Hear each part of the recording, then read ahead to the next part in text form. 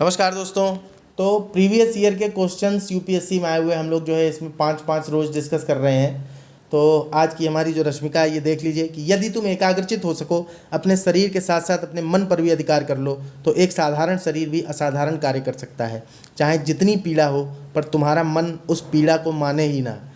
इतिहास में कई ऐसे वीरों का विवरण है जिनका सिर धड़ से अलग हो गया, किंतु वे युद्ध में लड़ते रहे, रक्त की अंतिम बूंद तक लड़ते रहे। उनसे प्रेरणा लो और संभालो अपना उत्तरदायित्व। तत्परता की चरम सीमा की ओर निरंतर प्रयासरत हो जाओ, लक्ष्य स्वतः तुम तक आ जाएगा। तो कुल मिलाकर कहने का मतलब ये है कि आप जो है अपने ध्यान को किसी भी तरीके से भटकाइए मत, अपने लक्ष्य की तरफ जो है पूरी तरीके से एकाग्रचित हो जाइए।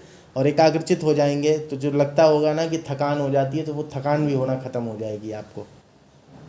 और अभी क्या, अभी तो जो है आपकी आयु ही है काम करने की। अभी आपकी जो टीनेज है, तो टीनेज में तो जो है काम करना चाहिए, जितना कर सकते हैं उतना करिए।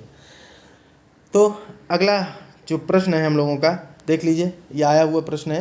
Consider the following statements, other than those made by humans nano particles do not exist in nature.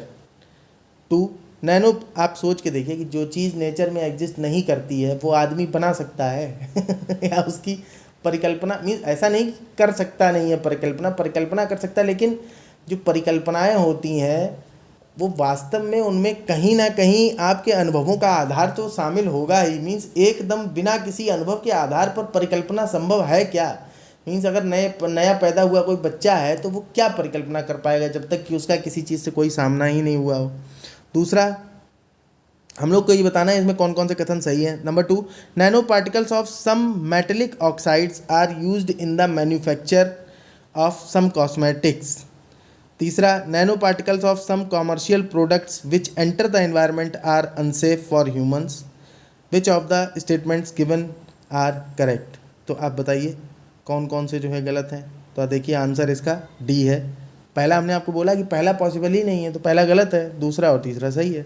अब उसके बाद आप देखिए question number 97, consider the following, carbon monoxide, nitrogen oxide, ozone, sulphur dioxide, excess of which of the above in the environment is the cause of acids rain. तो देखिए कोई सा भी, नाइट्रोजन ऑक्साइड का कोई भी जान सकता है, सल्फर ऑक्साइड कोई भी जान सकता है, ओजोन एसिड को लेकर के आपको थोड़ा कन्फ्यूजन हो सकता है, या कार्बन मोनोऑक्साइड को लेकर के। तो नाइट्रोजन और सल्फर यही दोनों आंसर है, कार्बन मोनोऑक्साइड और ओजोन ये दोनों आंसर नहीं है। तो आंसर इसका क्या होगा, 2 और 4। तो आंसर है इसका बी, वही लिखा हुआ है नीचे। कार्बन मोनोऑक्साइड से जो है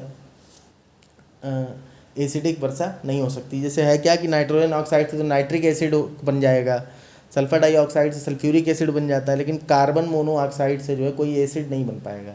ठीक है, ऐसे ही ओजोन से भी नहीं बन पाएगा। उसके बाद आप देखिए 98वां क्वेश्चन, 98 क्वेश्चन, 2 स्टेटमेंट हैं, देख लीजिए इसको गौर से। Statement 1, statement 2, the United Nations Capital Development Fund UNCDF and the Arbor Day Foundation have recently recognised Hyderabad as 2020 tree city of the world. ये 2021 का क्वेश्चन है। स्टेटमेंट 2 है, Hyderabad was selected for the recognition for a year following its commitment to grow and maintain the urban forest। तो अब ये statement दोनों आपने देख लिए होंगे, आपको ये बताना है कि इनमें से क्या सही है। दोनों सही हैं, एक्सप्लेनेशन करता है कि नहीं, ये वाले विकल्प हैं।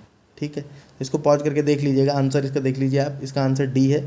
99वां क्वेश्चन आप देखिए, with reference to water on the planet earth consider the following statements. पहला स्टेटमेंट है, the amount of water in the rivers and lakes is more than the amount of ground water.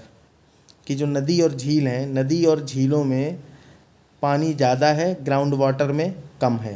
The amount of water in polar, अब देखिए आप कैसे कैसे question बनते हैं। The amount of water in polar ice caps and glaciers is more than the amount of ground water. जो polar ice caps और glaciers हैं, इनमें पानी नदियों से ज़्यादा है। इसमें तो देखिए थोड़ा लॉजिक लगा सकता है आदमी, ग्लेशियर से ही पिघल के नदी आ रही है और नदियों से ही मैक्सिमम झीलें वगैरह बन जाती हैं। तो इसका मतलब ये है कि, और नदियों में लगातार पानी ग्लेशियर से आ रहा है, तो ग्लेशियर पे तो फिर ज़्यादा होना चाहिए, है ना। तो कौन इसमें से जो है सही है, तो इसका आंसर आप देखिए, आंसर इसका है डी, 2 ओनली, है ना। तो दूसरा केवल जो है ये, आप, हमने कहा ना लॉजिक आप लगा लेते तो सही हो जाता, पहला जो है वो गलत है। ठीक, अब उसके बाद देखिए आप अंतिम क्वेश्चन आज का, कि consider the following statements. Moringa is a leguminous evergreen tree. ये जो है शानदार क्वेश्चन है। ड्रमस्टिक ट्री कहते हैं इस मोरिंगा को, ये ध्यान रखिएगा। Tamarind tree is endemic to South Asia. इसमें क्या नंबरिंग करना भूल गए हैं। In India most of the tamarind is collected as minor forest produce. अब आप ये देखिए, यहाँ से आपको समझ में आ सकता था कि most of the tamarind is collected as minor forest produce.